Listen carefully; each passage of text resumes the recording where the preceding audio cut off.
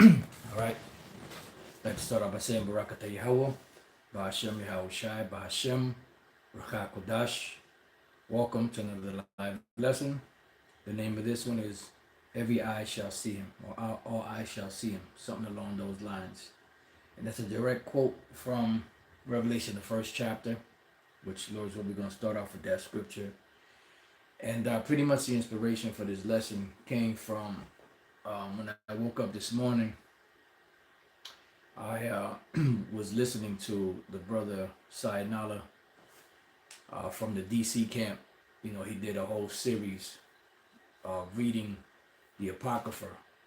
And I woke up this morning, and when I woke up, he was reading Second Ezra, the 13th chapter. So I decided, to go through it because that is a very good chapter to break down, a very important chapter, extreme faith booster, and it covers a lot. It covers a lot of history. It covers, the end of the world. It covers Armageddon, Valley Jehoshaphat. It covers the chariots coming back to salvation. It covers, the 10 tribes. It covers the history of them going into Assyria, Assyria, coming to the Americas. Then the southern kingdom coming to the Americas, joining together. The Lord coming to destroy the armies of Esau and the nations, and coming to deliver his elect of the nation of Israel. And what you're looking at is pretty much a depiction that a brother drew. I believe this is a drawing brother drew. And you can see Yahweh and Yahweh Shai. You can see people in the park. You can see this gigantic, massive, chariot in the sky, and Yahweh Shai on top of it. It's just a depiction, but when Yahweh Shai comes back, everyone's going to know. Because it's going to be obvious, As the lightning cometh from the east and towards the west, so shall the coming of the Son of Man be. Then I also ran across this picture here, which is another good depiction of a chariot. These are when you see the chariots, even brothers know when they see the chariots, you don't really get a really good picture. You kind of just see dots and spots and them changing colors and things of that nature. You never really get a real close, detailed, picture of the chariots, but not yet anyway. But these are just depictions to let you know, to give you a mental picture of what's coming. All right, so before we go to Second Ezra, let's go to Revelation 1 and 7. It says, "Behold, he cometh with clouds." Who is it? He? Yahweh Shai. What are the clouds? The chariots, who Esau calls UFOs or UAPs. It says, "And every eye shall see him." And all people of the planet are going to see the Lord when he comes back, because the skies are going to be full with chariots. And Yahweh Shai's chariot, as we're going to read in Second Ezra, the 13th chapter, is compared to a gigantic mountain. All right, and that gigantic mountain is a representation of the nation of Israel that he's coming back to deliver, but it's also symbolic too of Yahweh Shai himself, which is that great stone. It says, "And they also which pierce him," which means that you're going to have individuals, which this scripture right here proves reincarnation. You're going to have two individuals, on the planet that actually pierce the Lord, that are right now in probably more than likely in some prominent positions in the police force, or it could be the military, or whatever branch of military is out there that they are in, and they're going to remember in that day that they were the ones that actually pierced Yahweh Shai. And Yahweh Shai didn't forget. He just had to suffer that 2,000 years ago. He had to suffer that shame to get great glory. It says, "And all kindreds of the earth shall wail because of him, even so be true." And you're going to see this verse here enhanced, for lack of better words, in Second Ezra, the 13th chapter. So let's get to it. Second Ezra 13 and 1. "And it came to pass, after 7 days I dreamed a dream by night." And this is the prophet Ezra speaking. And lo, there arose a wind from the sea that it moved all the waves thereof. And I beheld, and lo, that man waxed strong with the thousands of heaven. Who is that man? That man is Yahweh Shai. Who are the thousands of heaven? Beginning with Michael the archangel, the other archangels, which is 7 of them, and the rest of the angels up in the heavens. Let's get a couple of precepts. Daniel chapter 7 and 9. And I beheld till the thrones were cast down, or I beheld till the thrones were cast down, and the Ancient of Days did sit. This is the Most High Yahweh, whose garment was white as snow. He had a garment on, fully white, and the hair of his head like the pure wool. He had a woolly afro, so you could understand. It didn't say nothing about the wool being white, which we know. It was because he is the Ancient of Days, but it doesn't mention anything about color. All right, and the hair of his head like the pure wool. So it didn't mention anything about no color. And this is what the Christians do. They'll throw doubts and questions out there for you to question it so that you don't believe it. No, it can't be. God really can't be black, because, all the pictures that my grandma got, they're all white people, with long, stringy blonde hair or brown hair or blue eyes, green eyes, whatever the case may be. So stay in your ignorance. It says, his throne was like a fiery flame, and his wheels as a burning fire. This is the chariot. A fiery stream issued and came forth from before him. What is that fiery stream? Those lasers from the chariots. Thousands ministered unto him. Who are these? These are the angels. And 10,000 times 10,000 stood before him. The judgment was set and the books were opened, and the Lord is going to judge this planet. Those that are part of the elect that are to be saved, the Lord is going to deliver them, and the rest he's going to destroy. Now, there will be survivors on the planet, because when you go to Revelation 9, I believe it is, there's going to be those that are still alive that are not going to repent of the wicked things that they've done. All right? But that's another lesson for another time. Another precept I have is here in Isaiah 13 and 3. I have commanded my sanctified ones. Who are the sanctified ones? The prophets. I have also called my mighty ones for mine anger. Who is that? The angels. It says, even them that rejoice in my highness. So you can understand it's speaking about the angels. Now, let's go back. And 2 Ezra 13 and 3. And I beheld, and lo, that man waxed strong with the thousands of heaven. And when he turned his countenance to look, all things trembled that were seen under him. Because you have to remember, here it is, these devils, and these nations are going to be fighting each other in planes, drones, helicopters, whatever the case may be. And all of a sudden, in the midst of this battle, you're battling a man, you're battling forces, human forces, different militaries from different nations, and all of a sudden the clouds crack open, and you see these angelic beings and these on chariots, which they call UFOs, UAPs. So can you imagine the terror and the fright that's going to be on these devils when they see this, vision or this thing actually happening in their lifetime, while they're in the midst, their adrenaline is already pumping because of of the war that's going on, and them trying their best not to get shot out the sky, and all of a sudden here this great gigantic cloud and these other chariots are popping up everywhere, and you could just imagine the fright and the horror that's going to be in these devils and nations' eyes. And even Jake, because Jake is going to be in the military. They're going to be fighting against Yahweh Shai, and they're going to be wiped the F out.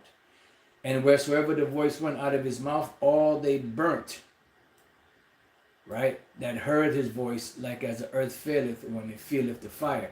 Now, I just thought of another precept. So let me get that on deck real quick. I know it's in Jeremiah. Just bear with me. Let's go to the 51st chapter. Let's see if this 51. Yep. So let me go back here. Let me pull this up here. So it says that they all burnt, right? Habakkuk 3:1. A prayer of Habakkuk the prophet upon Shigionoth. O Yahweh, Ba'ashem Yahushai, I have heard thy speech and was afraid. What is the speech that he heard? The prophecies. O Yahweh, revive thy work in the midst of the years, because the Lord's prophecies are set upon time. It says, in the midst of the years, make known, in wrath remember mercy. So when you revive your works, when your prophecies start speaking, when they're rolling out in the midst of the years, when your wrath starts coming down upon this earth, please remember mercy upon us.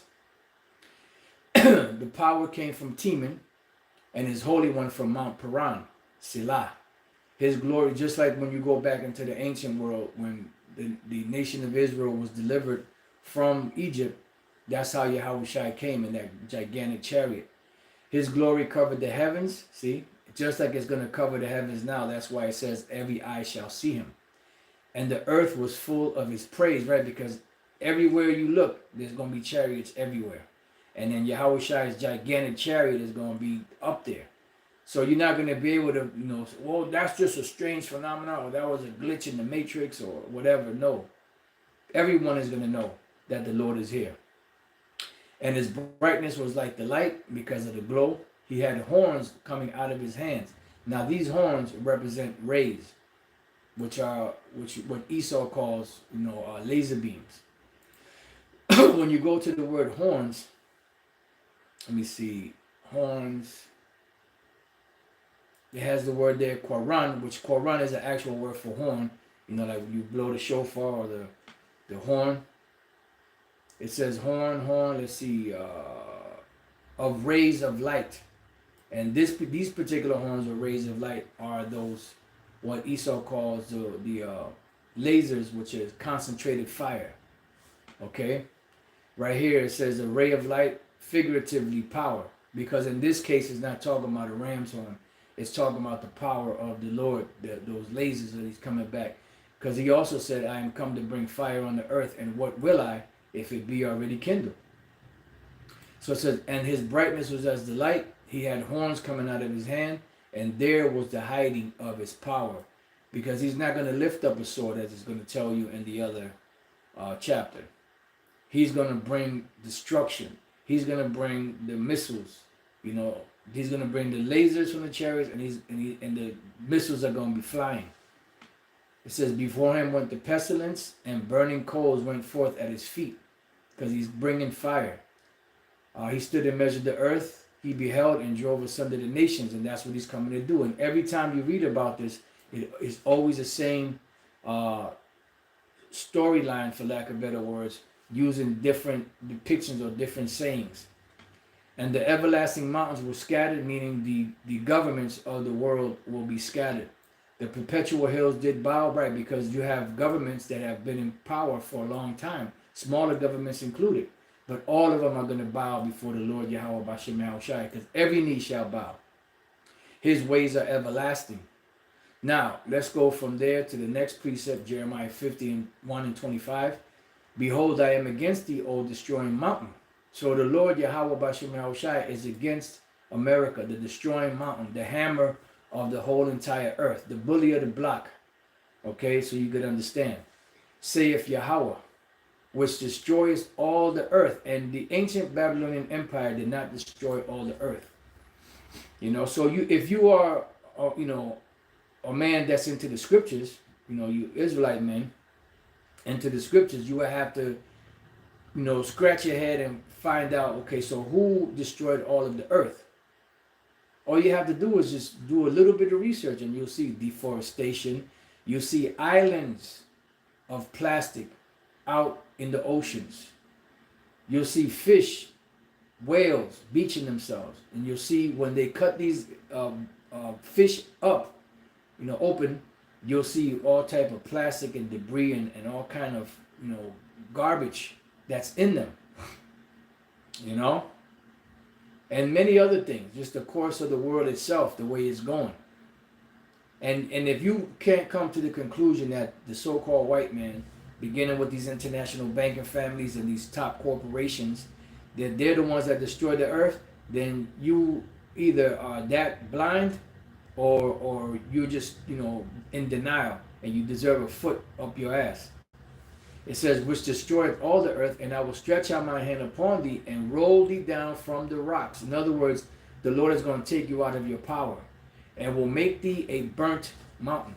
Because America is the strongest empire that ever ruled, the biggest and strongest empire, that ever ruled the planet. And this is the final showdown, the final, end of the empire. And the scriptures say that at the end, the nation that would be ruling would be the Edomites. Esau is the end of the world, and Jacob was the one that follows. I'm just merely paraphrasing. All right, because once Esau would be in power for the last time, then we know the next kingdom that's coming is Yahweh's kingdom, and we'll be joint heirs with him. So the Lord's going to make him a burnt mountain because Yahushua is coming with fire. So it says back in 2 Ezra 13:4, and whensoever the voice went out of his mouth, all they burnt that heard his voice, like as the earth faileth when it feeleth the fire. And after this I beheld, and lo, there was gathered together a multitude of men out of number. Now what is this multitude of men out of number? This is what you call Armageddon or Armageddon. Now what is Armageddon? Well, Armageddon, which is how you say Armageddon in the Hebrew, is a compound word. Har is mountain or hill. Gad or Gad is the tribe of Gad, which means troop. And then the one at the end makes it plural. So Armageddon, mountain of the troops. As you see here, Revelation 16:16. And he gathered them together into a place called in the Hebrew tongue Armageddon or Armageddon. All right. Now, when you go to the word Armageddon,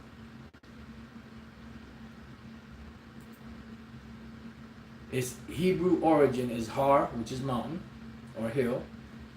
See right there, mountain, mount, hill.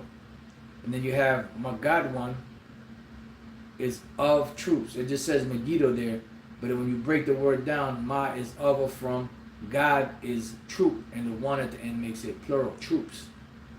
Let's see what it says there. The hill or city of Megiddo. Yeah, it doesn't go into it because they don't know.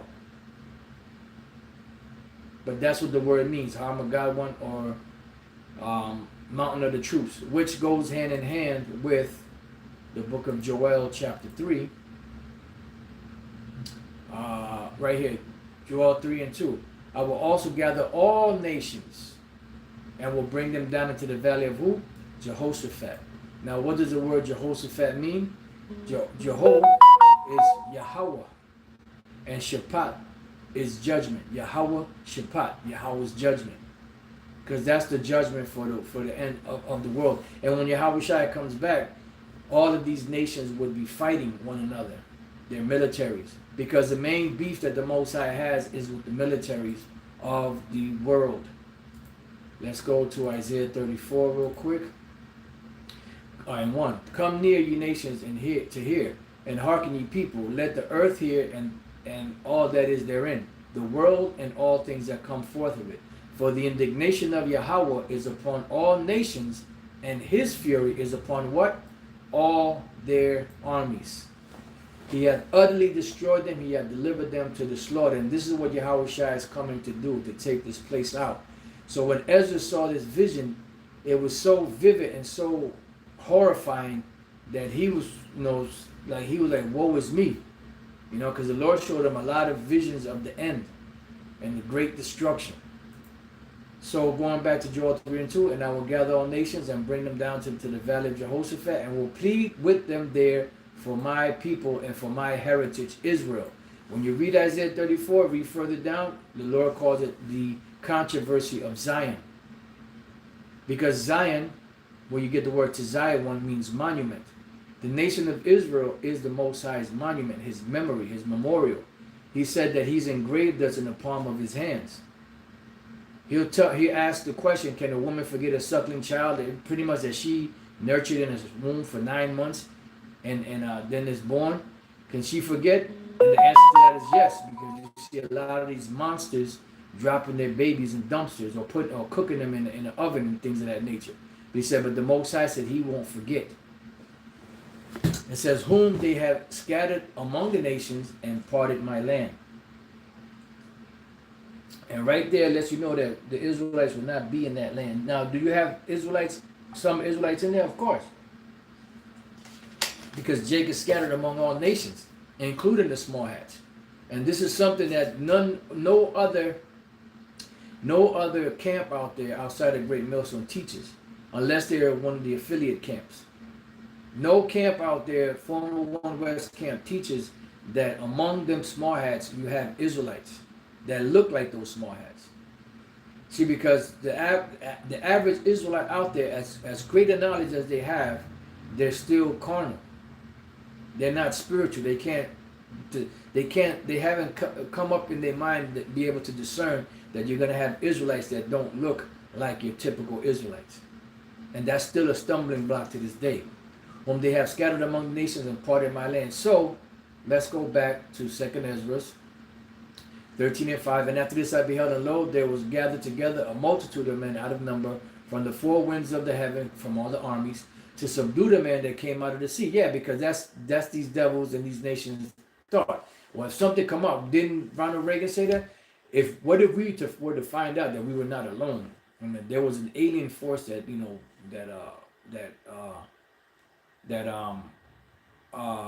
what's the word? That threatened humanity. Will we not put our differences together and come together to fight against it? I'm just merely paraphrasing. What do you think he was talking about? He was talking about Yahushua and the angels, because these devils know that Yahushua is coming back. That's why this knowledge that we're teaching is so detrimental and such a threat to these devils. Because they know that what we're speaking about is happening, is coming. Why the hell do you think, what year was that? Was that 2016? I'm not sure if brothers know if they can put it on. When they first created the Space Force, I'm not sure if that was under Donald. I believe that was under Donald J. Trump, Nero Trump. They so-called created the Space Force. What the hell you need a Space Force for? Because they know Yahushua is coming with the angels. But I beheld, and lo, he had graved himself a great mountain and flew up upon it. Right. Why? Because Yahushua is that stone. You can go to Daniel, the 2nd chapter and others, to prove that. But I would have seen the region or place whereof the hill was graven, and I could not. Right. Because it wasn't an actual mountain. It was a chariot that was large as a mountain.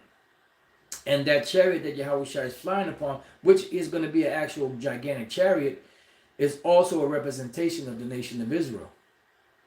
Which when he comes, all eyes shall see him. So the Lord is coming to grab his bride, to show his bride to the world. To reestablish his wife upon the earth, which is the nation of Israel. And it says, and after this I beheld, and lo, all they which were gathered together to subdue him, all of the armies, were sore afraid, and yet durst fight. So they all gathered together to fight against Yahushua, right? Let's go to Revelation 19:19. And I saw the beast and the kings of the earth and their armies. See how I keep speaking about armies? Gathered together, as we're reading in 2nd Ezra, to make war against him that sat on the horse. Who's that? Yahushua, that white horse. Revelation 6. Earlier in the chapter of Revelation 19, and against his army, which is what? The angels. So they're coming against Yahushua and the angels. It says, and the beast was taken, and with him the false prophet that wrought miracles before him. The beast is America, NATO, the EU, and the false prophet is the Roman Catholic Church, which wrought miracles before him, that with which he deceived them that had received the mark of the beast. And them that worshipped his image, these both were cast alive into a lake of fire burning with brimstone, which is the nuclear destruction. All right? And the remnant were slain with the sword of him that sat upon the horse, which sword proceedeth out of his mouth. And this is key, because this is coming up in 2nd Ezra. And all the fowls were filled with their flesh. All right? So, let's go back to 2nd Ezra. Now, verse 9, and lo, at 2 Ezra 13 and 9, and lo, as he saw the violence of the multitude that came, right, because they're going to be shooting missiles, they're going to be shooting, rounds out of their, out of their planes, helicopters. He neither lift up his hand nor held sword nor any instrument of war, right, because it said the blast came out of his mouth. But only I saw that he sent out of his mouth as there had been a blast of fire. That's the lasers from the chariots. And out of his lips a flaming breath, and out of his tongue he cast out sparks and tempests. And they were all mixed together, the blast of fire, the flaming breath, and the great tempest, and fell with violence upon the multitude. And I must be allowed to get this. What is that? What is Revelation 18 and 20. Rejoice over her when the Lord destroyed this place, and even now we're supposed to be rejoicing. Rejoice over her, thou heaven, and ye holy apostles and prophets, for the Most High hath avenged you on her. Right, so you have Israelites in the heavens. They went on to glory. They're up there glorified in their glorious bodies, praying for us, waiting for the Lord to take this place out so they can be established and rule jointly with Yahushai.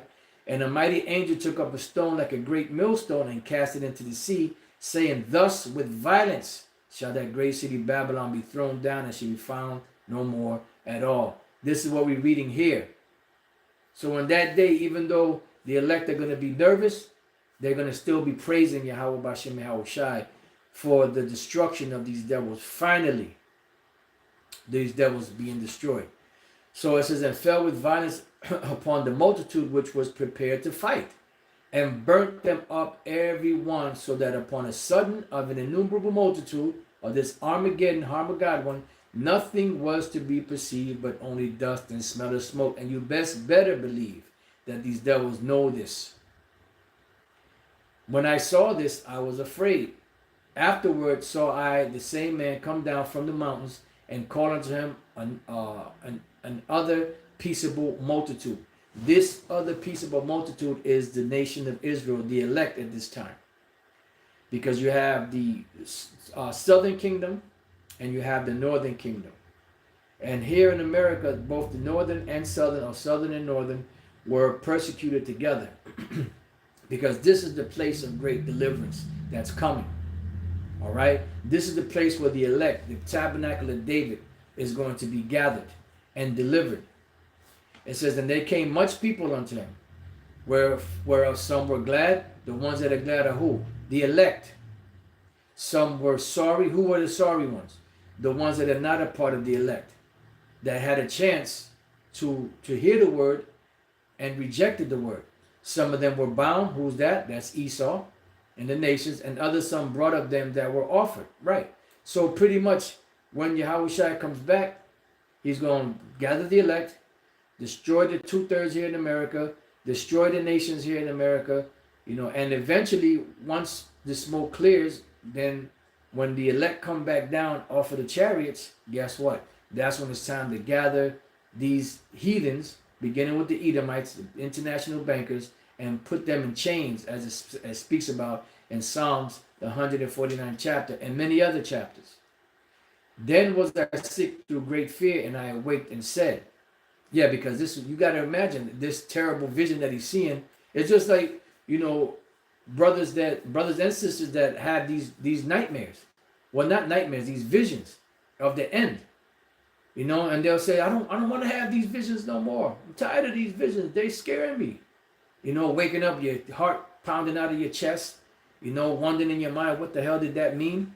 So this is the vision that he's seeing, but he's wide awake in a trance. So he felt the same way. But these are things that must happen, because the Lord said that he would give visions in these last days.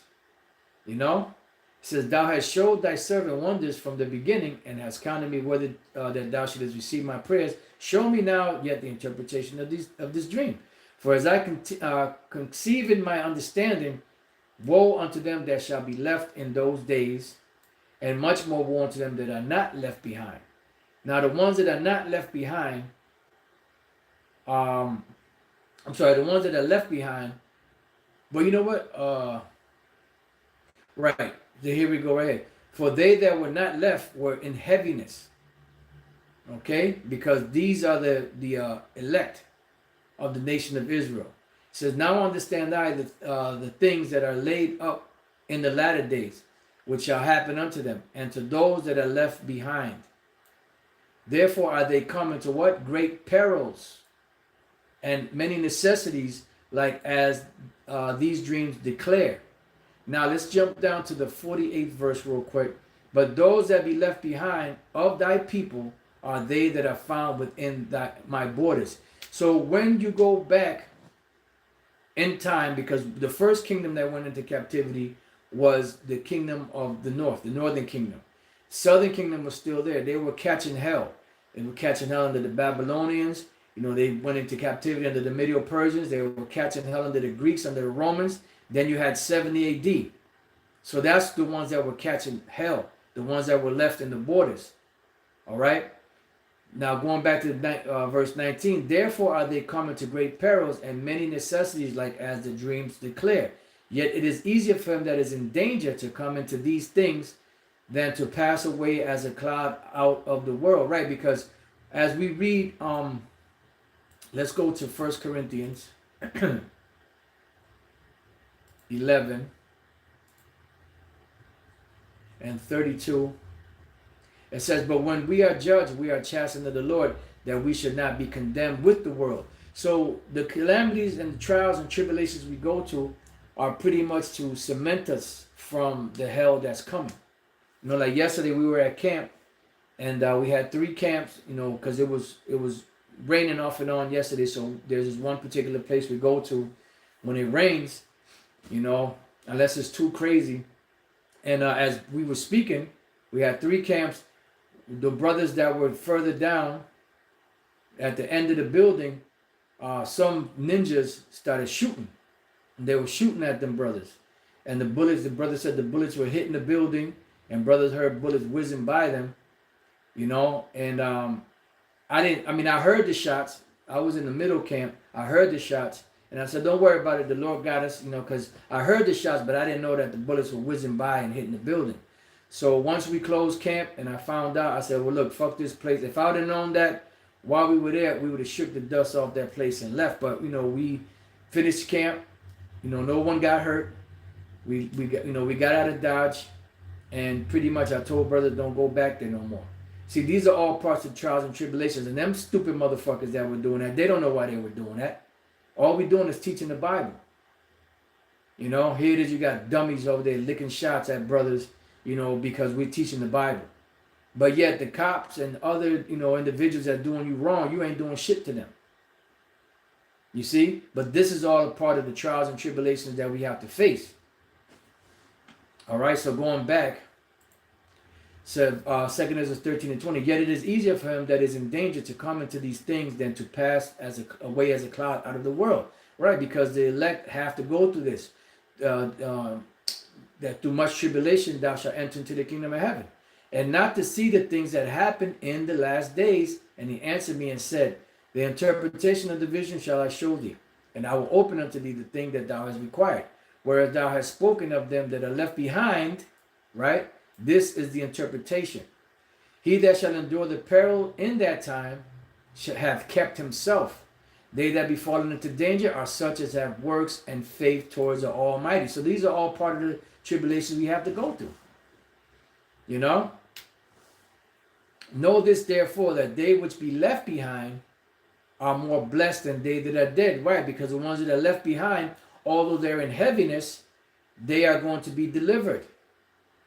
This is the meaning of the vision. Whereas thou sawest a man coming up from the midst of the sea, the same is he whom the Most High, the power, the highest, hath kept a great season.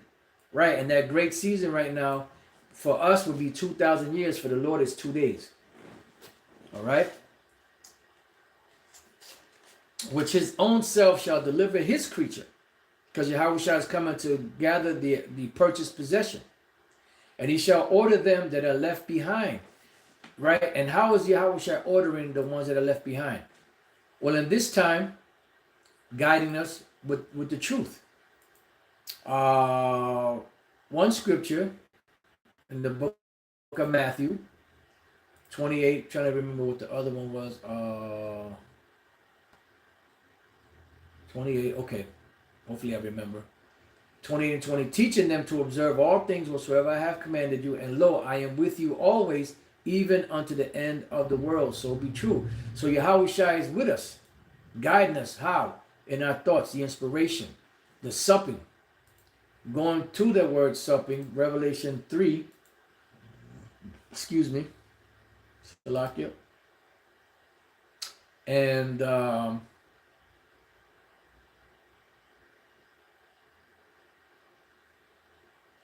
20, behold, I stand at the door and knock. If any man hear my voice, and who's going to hear the voice of Yahweh Shai? His sheep.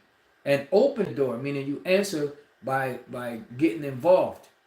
I will come into him and will sup with him and he with me. Now we look up the word sup. The first person I heard bring this out was Elder Apostle Gabar.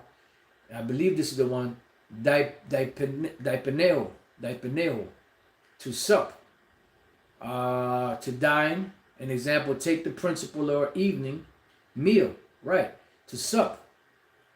Right here, I will make him to share in my most intimate and blissful intercourse. So in other words, Yahweh Shai guiding the elect through the inspiration that he gives them. You know, because when you hear brother speaking, it's not brother speaking, it's the Lord speaking. Be like, wow, brother, you was getting down. No, Yahweh Bashem Yahweh Shai was getting down, using that man's spirit, his mind, his mouth to bring these things out. Because Yahweh Bashem Yahweh Shai was supping with that individual. You see? So going back, verse 27 now, 2 Ezra 13:27. And whereas thou sawest that out of his mouth there came as a blast of wind and fire and storm, and that he held neither sword nor any instrument of war, but that the rushing in of him destroyed the whole multitude that came to subdue him. This is the interpretation. Behold, the days come when the Most High will begin to deliver them that are upon the earth. And that's why, you know, the bones came together with the bones, and then the Lord put the breath in them, you know, the sinews and then the breath. And he shall come to the astonishment of them that dwell on the earth. And one shall undertake to fight against another. That's dealing with these nations, their armies. One city against another, your race wars, your class wars. One place against another, one people against another, and one realm against another. And pretty much all of this is put together over there in the Middle East, where all these armies are going to come together. Because every army on the planet Earth is going to be involved in this war over there. And the time shall be when these things shall come to pass, and the signs shall happen, which I showed thee before, and then shall my son be declared, whom thou sawest as a man ascending. And when all people hear his voice, every man shall in his own land leave the battle they have one against another, and an innumerable multitude shall be gathered together, that's dealing with the armies, as thou sawest them willing to come and to overcome him by fighting. But he shall stand upon the top of the Mount Zion, and Zion shall come and shall be showed to all men. See? So he shall stand on top of the Mount Zion, which shows you that chariot, even though it's going to be an actual chariot, also represents the nation of Israel. And Zion shall come and shall be showed to all men. That's why in the vision in Revelation 21, where you see this city, New Jerusalem coming down, that's a representation of the nation of Israel, being presented to the world as a bride adorned to be married to her bridegroom, being prepared and builded like as thou sawest the hill graven without hands. And this, my son, shall rebuke the wicked inventions of those nations which for their wicked life are fallen into the tempest, and shall lay before them their evil thoughts and their torments, wherewith they shall begin to be tormented, which are like unto a flame, and which is what? The destruction, the nuclear destruction, and the lasers from the chariots. And he shall destroy them without labor by the law which is like unto fire. And whereas thou sawest that he gathered another peaceable multitude unto him, those are the 10 tribes which were carried away prisoners out of their own land in the time of Hosea the king. Right, and this is the part of the peaceable multitude. Then the other part is the three tribes that were left behind, which went through all kind of hell from that point all the way until up until 70 AD. And then eventually, in process of time, they were brought over to this side of the world to be gathered together with their brothers, the so-called Latin and all Indian tribes. We call it so-called Latin tribes because they speak Spanish, but Gad, Reuben, all the tribes are Indian tribes, whom Shalmaneser, the king of Assyria, led away captive, and he carried them over the waters, and so came they into another land. This other land is dealing with the land of Assyria. All right? But they took this counsel among themselves that they would leave the multitude of the heathen and go forth into a further country. What was this further country? America. It was not called America back then. The name America didn't exist back then. So they would come over to this side of the world where never mankind dwelt. And this is where never mankind dwelt. Over there on that side, in that side of the world, all of those lands there in those regions were all inhabited. So where did never mankind dwell? Over here in the Americas. Now, was there knowledge of this place? Of course. You had King Solomon, had a navy. He hired Hiram. Hiram had a navy, which was known as the Sidonians, which are Hamites, Canaanites, and they would come over to this side of the world. And they would fell trees, and gather them and gather precious, fruits and precious, exotic animals, exotic fruits, and bring them back and forth. And those trips, back then they didn't have planes. Back then they didn't have, all this new technology where it cuts, these different trips, a lot, they make the trips a lot sooner, So when they came over here, they would spend time here gathering whatever they had to gather and then ship it all back. And that took a process of 3 years from start to finish. You could go into the scriptures and read about that. That they might there keep their statutes, which they never kept in their own land, which we did for a while. But after a while, Jake started going off. That's why the Lord sent, the Spaniards and the other, Edomite nations over here to punish Jake. And they entered into Euphrates by the narrow passage of the river. For the Most High then showed signs for them, and held still the flood. What was the flood?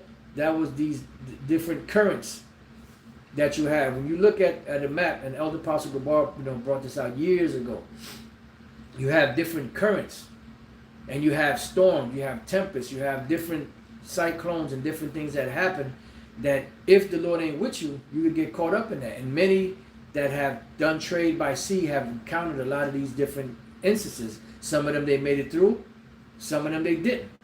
There's a movie called The Perfect Storm, with Mark Wahlberg, George Clooney, and others. Very good movie. It shows you that they got caught up in the storm, but they didn't make it out. But the Lord held back all of these things. He made still the floods so that Jake, the northern kingdom, could come over to this side of the world. Why? Because this was the side of the world that prophecy was going to be fulfilled by, till they were passed over. See? For through that country, to get to that country, there was a great way to go, namely of a year and a half. And that's the same when you look at and read about King Solomon and the navy of the Sidonians, Hiram. It took them 3 years to go to this place and come back. And that's how the northern kingdom knew about this side of the world. Because back then, when King Solomon was ruling, the whole nation was together. So everybody knew about this. The great wisdom of King Solomon and all of the things that were going on.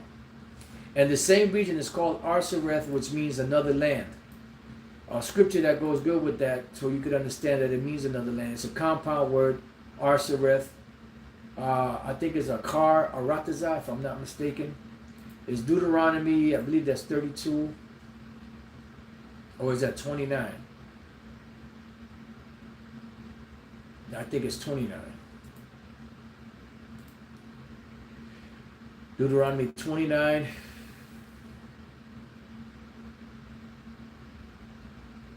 And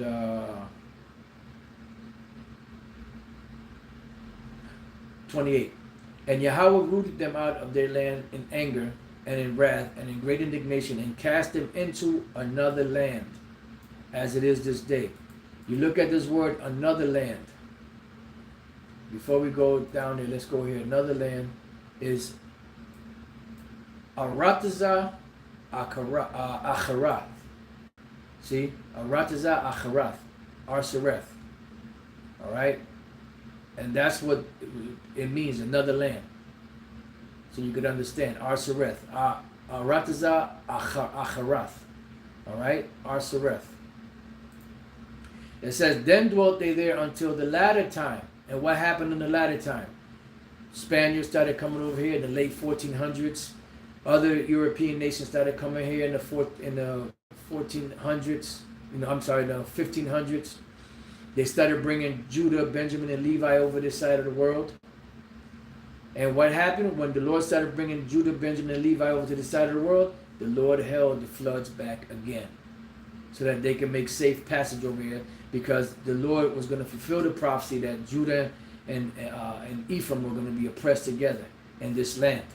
And also, this is where the gathering of the elect was going to be. The Great Awakening was going to take place. The Ezekiel 37 prophecy will be fulfilled, and the deliverance will take place here in so-called America, Babylon the Great. And now when they shall begin to come, meaning when the 3 other tribes start to make their way over to this side of the world, the highest shall stay the springs of the stream again. Why? Matter of fact, you can go to the book of Acts. Euroclydon. Euroclydon, which was the name of a storm.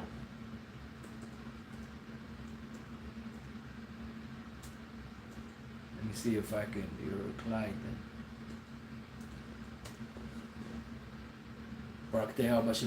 Acts 27:14. But not long after, there arose against it a tempestuous wind called Euroclydon.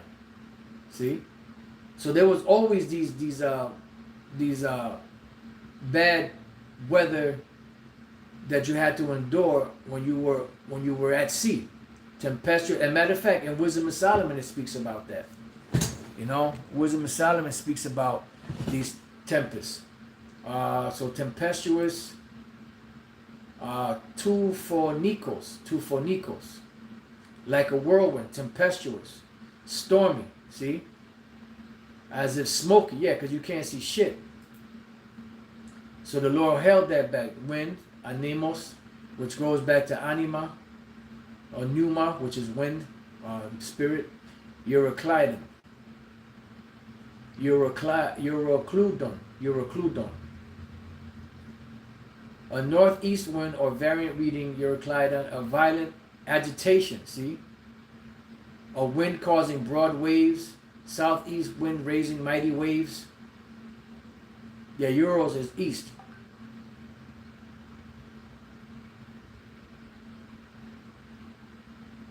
Okay. All right, so let's go back. 2nd Ezra 13:47, the highest shall stay the springs of the stream again, that they may go through. See, so that the other tribes, the 3 tribes could come over here, and then once the 3 tribes got here, and eventually we got together, therefore sawest thou the multitude with peace, which are the elect. But those that are left behind of thy people are they that are found within my borders. Right, and that's why they caught hell there. And the last time they caught hell over there was what, 70 AD. Then they were scattered. Some went to, India. Some went to what's known today as Iran, Iraq, and those areas. Some went to Syria. Some went up to, Europe and different places. And a good portion of them ran into the interiors of so-called Africa, which most of them ended up on the west coast.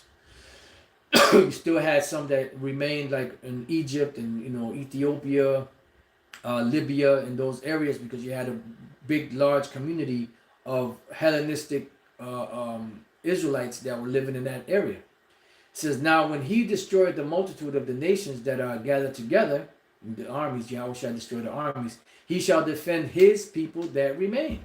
Right, because you have some Israelites that are there in the land, And then you're going to have the Israelites that are over here that are going to be delivered. And then shall he show them great wonders. Right, because you got to remember that is going to be a splendid, magnificent thing. The deliverance that's coming. It's going to be so grand that people are going to have heart attacks, strokes, all kind of shit. You know, and the elect are going to be afraid and nervous, but they're still going to be praising Yahweh Bashem Yahweh Shai. Then said I, O Lord, that bears rule, show me this. Wherefore have I seen the man coming up from the midst of the sea? And he said unto me, like as thou canst neither seek out nor know the things that are in the deep of the sea, even so can no man upon earth see my son or those that be with him, but in the daytime. This is the interpretation of the dream which thou sawest, and whereby thou only art here enlightened. For thou hast forsaken thine own way, and applied thy diligence unto my law, and sought it. Thy life hast thou ordered in wisdom, and hast called understanding thy mother. And therefore have I showed thee the treasures of the highest. After other 3 days I will speak other things unto thee, and declare unto thee mighty and wondrous things. Then went I forth into the field, giving praise and thanks greatly unto the Most High, because of his wonders which he did in time, and because he governeth the same, and such things as fall in their season. And there I sat 3 days. Right, and this is why we of the hopeful elect have a hope in this, what the Lord calls a more sure word of prophecy. 2 Peter 1:19. We have also a more sure word of prophecy, whereunto you do well that you take heed, as unto a light that shineth in a dark place, until the day dawn and the day star arise in your hearts. Because this is what we're waiting for Yahweh Shai to get back. Knowing this first, that no prophecy of the scriptures of any private interpretation, for the prophecy came not in old time by the will of man, but holy men of the Most High spake, as they were moved by the Holy Spirit. All right, and this is why we bank on what the Lord said. You got these individuals worried about, oh, well, you know, what manuscript are you using, Ark? Well, the manuscript of the Spirit. How about that? The manuscript of faith. How about that? No. We're not using, man's wisdom to teach. We're following the Spirit. Just like, the Apostle Peter, when he told Yahweh Shai that he was the Son of the Most High. What did Yahweh Shai say? Blessed are you, Peter, for flesh and blood have not revealed this unto you, but my Father which is in heaven. Let's go to Matthew real quick, 10. And we could close it out. I believe it's Matthew 10.